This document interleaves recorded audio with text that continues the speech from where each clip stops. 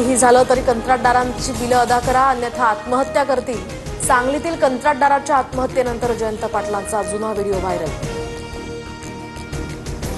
प्रहारचे नेते बच्चू कडू आज राज्यभर चक्काजाम आंदोलन करणार. शेतकऱ्यांच्या कर्जमाफीसाठी प्रहार आक्रमक. आंदोलनाच्या पार्श्वभूमीवर नागपुरातील प्रहारच्या कार्यकर्त्यांची धरपकड.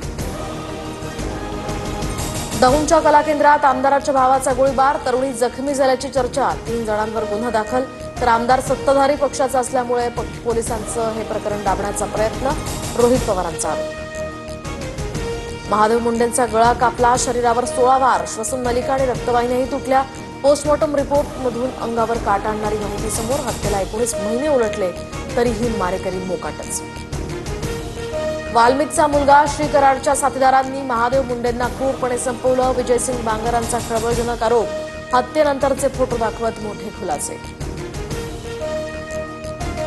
महादेव मुंडेंच्या क्रूर हत्येच्या 2 वर्षांनंतर सुद्धा आरोपी पकडले जात नाहीत. ही सरकारसाठी शरमेची गोष्ट. एसआयटी नियुक्त करून 8 दिवसांच्या आत आरोपींना अटक करा. जरांगेंची संतप्त मागणी. उपमुख्यमंत्री शिंदेंना भक्त शिरोमणी संत श्री नामदेव महाराज पुरस्कार दिला जाणार. तर आज दुपारी 1 वाजता पंढरपुरातील संत नामदेव महाराज मठामध्ये पुरस्काराचं वितरण सोहळा.